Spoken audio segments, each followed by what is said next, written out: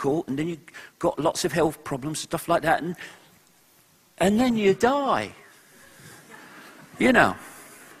And if you've pleased some guy with a beard or whatever, then you go to a nice place when you die, and if you haven't,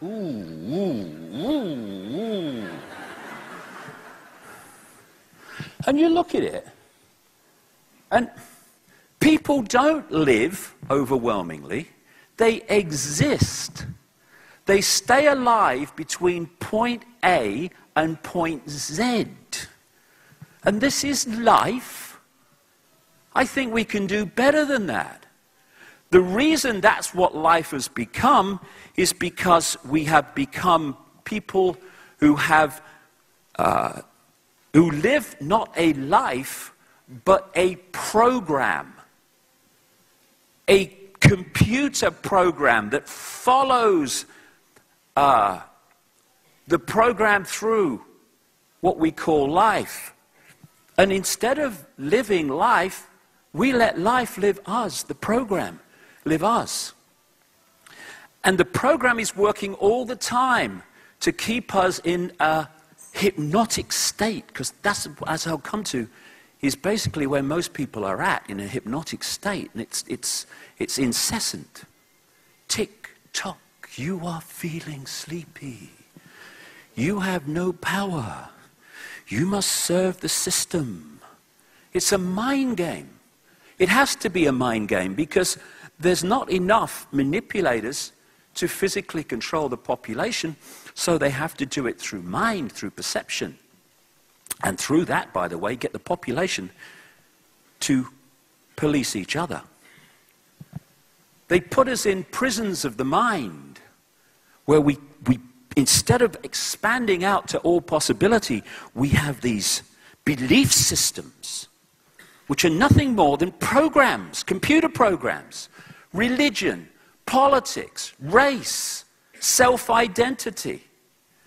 We are all that is, has ever been, will ever be, and yet once you take on a religion, that goes zoom.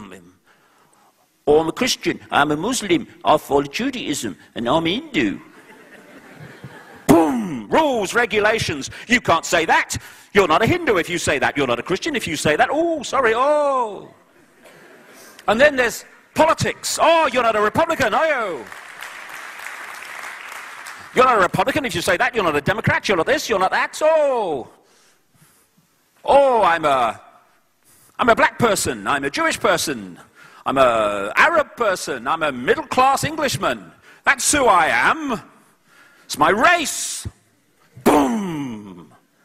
What is identifying? Not, experiencing being in a race and enjoying it and all that stuff. I like being an Australian and all that stuff. No problem with that. As long as you realize it's an experience. Once you identify with being the race, you are identifying with being the body, which means you're identifying with being Charlie Smith and Ethel Jones. Gotcha! Which brings us to self-identity, which is the key one. Stop them understanding who they really are, because then we're right up the Swanee. As Mark Twain said, in religion and politics, people's beliefs and convictions are in almost every case gotten at second hand, and without examination from authorities who have not themselves examined the questions at issue, but have taken them at second hand from other non-examiners whose opinions about them were not worth a brass farthing. That's how belief systems come about. The earth's not round, you're mad. By the way, if there are people here, I'm sure there must be, who've never heard my stuff before, all the very best. Because we're going to go into some very strange places before this day is out. He's just said the Queen's a lizard. He couldn't have done, he couldn't have said that. He did.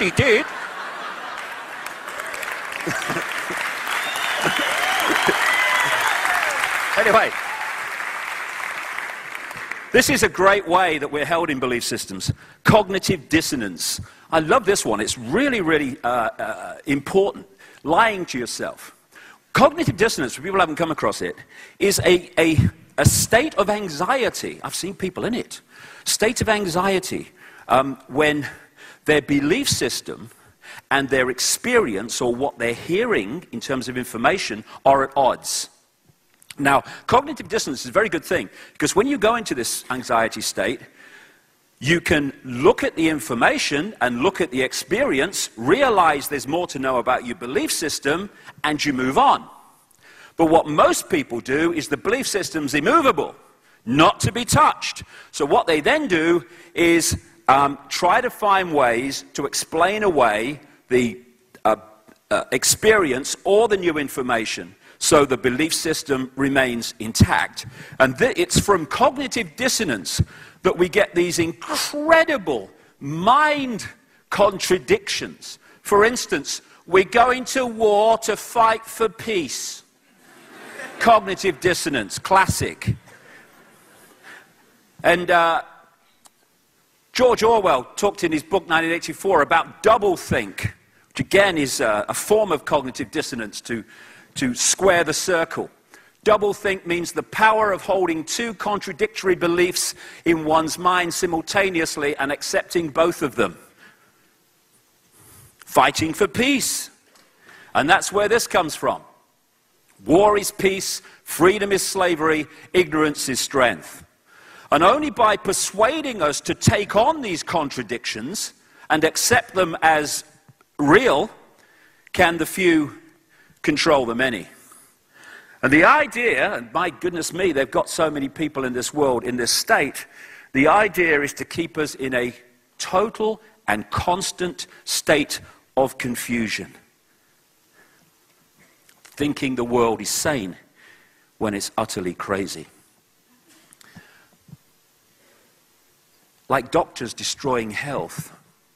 When you realize what the game is, when you've connected enough dots, that is not a contradiction at all anymore. It's only a contradiction when you don't know what the game is.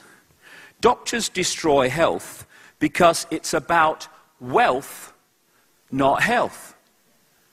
Pharmaceutical companies are not there to bring health to the population. They're there to scam them on one level for vast amounts of money. They're not interested in curing people of cancer. They're making too much money treating the symptoms in this assisted suicide we call chemotherapy. And also to so drug the population in various and many ways that, again, our ability to think straight and sharply is destroyed. This guy, William Osler, Canadian physician, he said one of the first duties of the physician is to educate the masses not to take medicine. I like him. I like him. I don't know why he said it, but it's true. Lawyers destroy justice. Of course they do.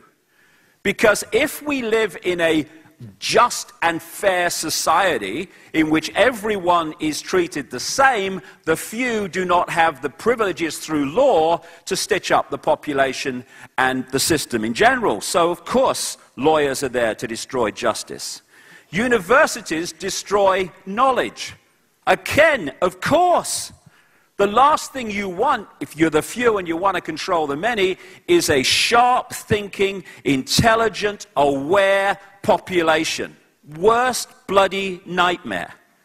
So right the way through, from what we call the education system, people are not educated, they are indoctrinated with a version of life and reality and the world that suits the system to keep the few in servitude. And I feel for young people today because they are being bombarded, especially at this time of awakening, and that's no coincidence either.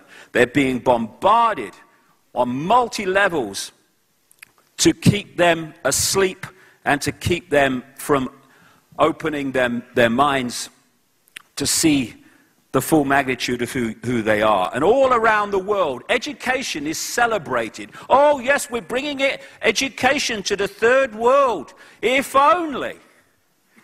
Just more indoctrination into the same global system that we're all supposed to worship. Governments